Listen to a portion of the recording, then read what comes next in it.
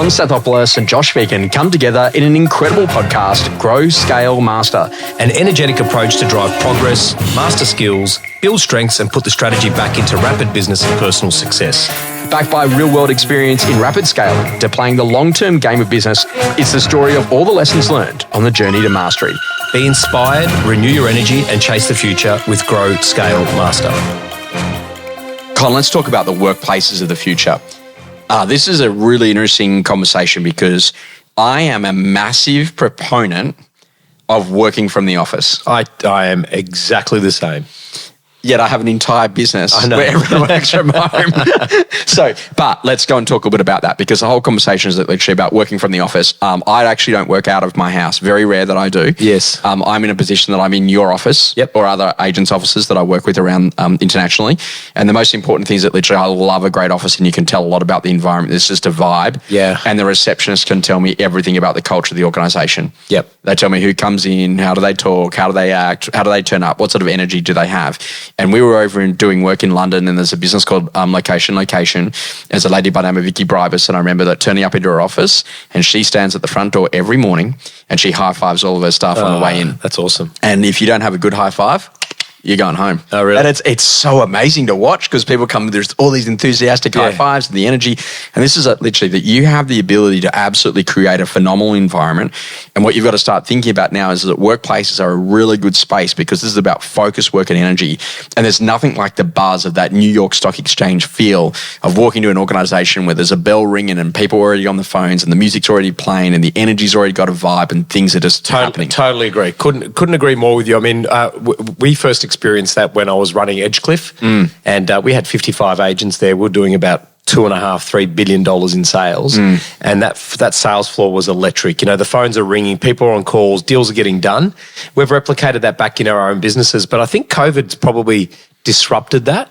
So, you know, people have now got that choice of being able to do a little bit from home or a little bit on the road or a cafe as opposed to coming back in the office. And I think the power of actually being particularly in a sales business on the floor, and we're actually moving our Parramatta office to one floor, so sales and PM are all in one floor, and it's not PM pods and sales pods, it's actually intertwined, and it's done that on purpose to be able to make sure that the team is unified. But the beauty about being on the floor and having that energy in the office is that you can hear conversations in real time, which means as a leader, you can actually coach in real time because you can't hear them when they're at home or in their car. And you know what, like we have seen some pretty incredible designs of offices of late. Oh, yeah. And like these agile workspaces are really good where there's actually like informal meeting spaces, the ability to go and have some great creativity and some good conversations. Yeah. Even the power of a whiteboard. And I know that sounds funny in a digital world, but just to be able to write up some ideas and conceptualize things. Yeah. Really important part. Yeah. And to me, the thing that actually makes up a great workplace, though, is the meeting rhythms and whether or not those meetings are formal or informal. Yep. So if you go to a great cafe or restaurant at 5 p.m. just before they open at 6, they will have like a full briefing. Yes. We've got a sale on the steak frites, we've got the espresso martinis for $23 and the Hawkeys are going out at $3.50 a can. Yeah. And by the way, we've also got Emily and Con coming in for their first wedding anniversary. Like that, people know that. And why isn't that any different? Like inside of a business, you've got to do exactly the same thing. Yes. So the head of PM, the head of operations, the head of sales, like everyone needs to be doing that each day so we actually are aware of what's actually happening. Now that goes down to the micro level in a small micro team of just me and my assistant. Okay, great. So, you know, what's on today? What's been listed? What's been sold? What are we going out to in the calendar? What are some things that we can do in the course of the next 24 hours to really make this a winner? Great. And that ability to refocus is absolutely everything. Everyone's got to be in at a certain time. It might be 8 o'clock without kids, 9:05 with kids, you know, so you start thinking about that in terms of your stage of life. But what I love about meetings is that they allow you to be like either quite formal or quite informal. Now, an informal meeting is going for a walk with you around the block. Yep. You and I have done a few of those meetings where we've just gone for a nice little conversation for 2 hours. Yep. And it's been awesome because you actually come up with some great ideas. Sure. And then you've got more formalized meetings. So, Con, we need to speak for the next 30 minutes about how we do this particular purchase of a business, whatever it might be. And so therefore you're really thinking really clearly about it. What I love with that is it literally, you know, don't lock yourself into things that you don't need to be in. To create a great organization, you need a great environment. Yes. To you, what makes a great environment inside of a business? Oh, I think the ability to be able to have people comfortable working at a level that's going to be conducive to them producing the best results. So what I mean by that, somewhere where it's, you know, you've got cooling, you've got heating, you've got all the technology, high-speed internet. Let me rephrase that. how can we remove as many friction points and complexities from allowing people to do their best in an environment? So I'd say fully resourced is the first conversation. Yeah. But also to the scent, like the site, the lighting. Hey, we just bought these scent machines for our offices. Yeah. So like at hotels, I'll be in the front reception in the back areas as well. What scent did you go with? Oh, Rachel's actually picking that at the moment. I can't make a decision. I've got all of them. But you can actually, I went to this hotel that you put me onto when we were in Paris. And I bought their scent. Oh, yes. Hotel Costas. Yes, yeah. And I can get that reproduced. So I think that's what the one we're going to get. But you're so important. It's the sight, the smell, the energy that you can feel.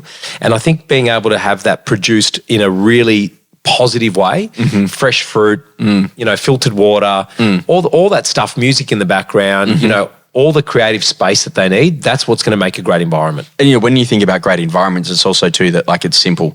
So guys, we just get in, we just do this. And for me, one of the biggest things that determines the success of an environment is the amount of natural light. Yes. So if I've got natural light, I perform really, really well. And I love that in a training room because it literally it gives you the perception of the day and what's actually happening. Yes. Now, tech matters for better workplaces and the tech's actually got to work. Yep. And I think the whole idea is that, the funniest moment in a real estate office is when the power goes down and the internet goes down and no one can get access to the database. And people actually, hey, Con, how are you, man? It's like this whole idea is that like literally tech has got to be super smooth. And this is the interesting conversation is that you can't have lots of different tech. So like this is the idea. This is what we use for CRM. Correct. And it's trained across the organization. Seamless. And this is what we use for PM. It's just got to work, right? Yeah. Yeah. And it's got to be in a position, it's got to be best in breed. Yes. So if that's not best in breed, then we don't do it. Correct. Now, it's an interesting conversation because scale and growth is using that technology in powerful ways. So we have the belief of a digital headquarters. So because I think differently, I don't think about work from home. I think about it literally what was really important is that Starbucks came out and said they wanted to be the third space. So the first space was home, the second space was work, and the third space was Starbucks where you'd go to talk about what's happening at home and at work. So what I'm actually saying is that work actually is a really interesting path. So with the people that work inside of our team, they all have access to a physical workspace in like a WeWork type conversations if they choose to. Yep. And that's actually a really important part. Some of them are actually nested inside of local real estate offices, believe it or not. Yeah. But the benefit of that is absolutely phenomenal because you've actually got somewhere to go without your partner being there, without the dogs being there, without everything else that's going on. And so that's why it's a really important part to get right. But what I would say to you is that like literally when you're creating an environment, that environment needs to be about productivity and performance and reward and recognition. And like literally there's the old school saying is that like literally when you're in that space, you're in that zone. Yeah. And so there's something about that. So if the natural light's there, then that can really help you. Well said. We use the digital HQ of Slack. So people go, we use Microsoft Teams. It's inferior. Literally, Slack is phenomenal. And like literally, I know that you sound like you're preaching to the converted, but the benefit of what it does in terms of how I communicate, because my team don't come to your training event. No, they don't. But I take a photo and I send a video to my team on Slack so they can see where I am today. Yeah, right. So they get a bit of a feel, that's Con's team, Con and Emily. Okay, great. So we can see those things. And that's a really important part that my team will go and do that. And this is important because when you think about organizations, facilities and fit outs, how expensive are fit outs? Extremely. You're talking, anywhere from $1,500 to $2,500 per square meter. Mm-hmm. So, you're looking at, if you've got a 200 square meter office, you're looking minimum $400K for something that's going to be half decent on top of that with furniture and technology and whatnot. But I think it's an investment. And I think, real estate offices these days, and we're on the high street of Church Street, literally, where consumers are always walking by. We don't get that traffic coming in for people saying, can I, list or lease my house? Sure. The actual office the environment's built now for our agents, for our property managers, for our field services staff. It's the place for them. It's not the place for the customer. They're actually our customer, right? So for us, it's extremely important. And I've seen some phenomenal fit outs. I've been to the CBA headquarters down at, is it Darling Square? Yeah, and that was incredible to be able to see the investment they've made. And I've also been into some of our own offices. Our Parramatta office has been there it's a 16-year-old fit out. It's tired. It hasn't been updated. And we've done that on purpose because we're moving to a new facility. But our new facility, it's going to have seamless technology. It's going to have integrated everything that a client, an internal client would ever need to be able to be really comfortable doing their best work there. Sometimes, people make the mistake of building incredible facilities, but they've got no staff. Correct. with the belief of build it and they will come. Yeah, I don't buy into that belief. And the other conversation is that literally, and this is one of the greats, Andrew Kelleher is at Jealous Craig, and I remember walking into their office effectively day one when they'd opened up Doncaster, and everyone's on Bunnings tables. Yeah, right. And I was like, mate, where's the furniture, bro? And he says to me, he goes, when we're number one, we'll have the right to have number one's facilities. Yeah, right. He goes, right now we're not. So we're going to work hard until we get there. Yeah, there you go. But the startup culture was phenomenal in that business. So it's hustle, grind, and capability, and they're one of the most successful businesses inside of all of the Jealous Craig network, but most importantly inside of their marketplace. Yeah, and now they have a beautiful set of facilities in their offices. Yeah, I think you got to earn it, right? Like I look at our Parramatta office, we're the number one office in the McGrath network, and I think we're I don't know, in the top 10 in Australia. You would never guess that office produces what it does. Mm-hmm. So that theory of build it and they will come. I mean, you don't need to have the best facilities to be able to have the best business. You need to be able to have the best business first. Sure. Right? And then you're right. I love that. Hunger. And this is the interesting thing is that, Jim Collins wrote about it in Beyond Entrepreneurship 2.0. And he said, mate, you know what? The day that you move to your new office, you'll have the worst month in your business. Oh, really? Because everyone's got the perception that we've arrived. Yes. And that we no longer have to work. Yeah, great. And so this is I'm going to use that when we open up our new office, is that we haven't arrived. So let's prove it. Yeah. Because literally now we've actually it's got to meet, in terms of reality of what we're in and what we do. Yeah. And this is a really important conversation because hungry and humble is a really important part in business.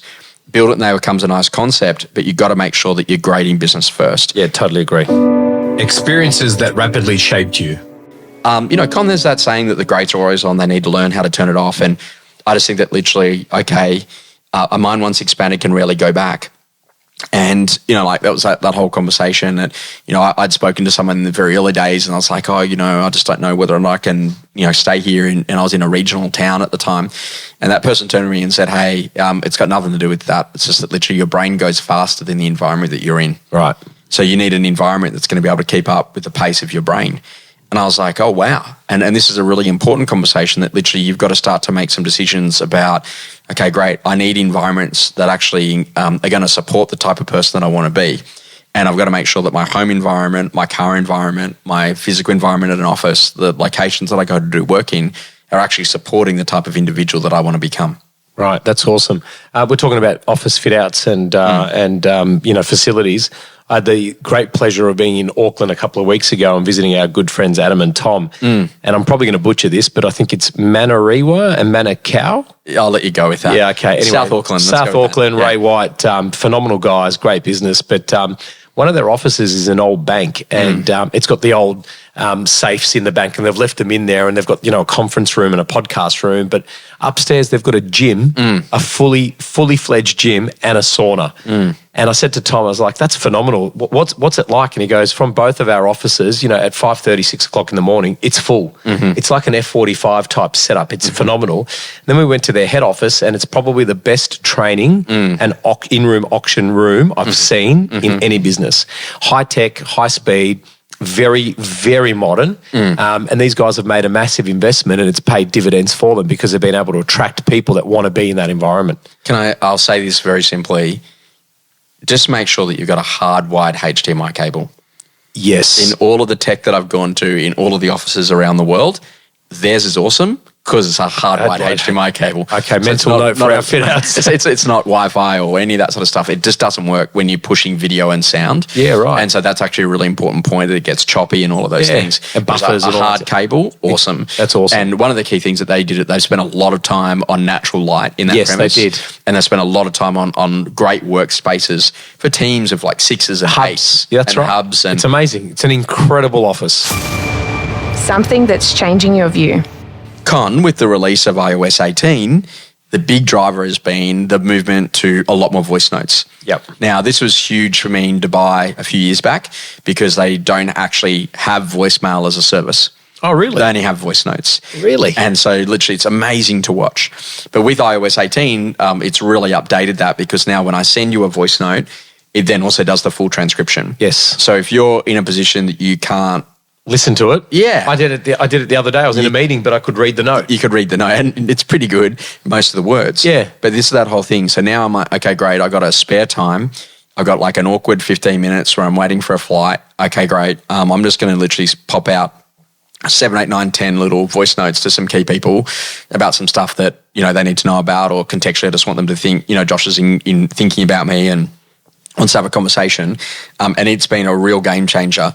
And I hear a lot of people go, I don't like them. Hey, you got to get with it, because this is unbelievable to be able to give emotional context on where things are at. Yeah, I use them a lot. And I've used them since they were available, but I used one the other day with someone that I'm actually trying to get to do some work with, a developer. And I wasn't getting really anywhere. And I did leave a voice note. I got a call back, and he goes, "Matt, that was awesome, because I was thinking about our conversation, and I had thought we were going to do X, Y, or Z. So that clarity was really good, and I'm on the hop." Mm-hmm. So I think that's an incredible piece of technology. And what you've got to think about is that technology is there to empower you, yes, to do great work.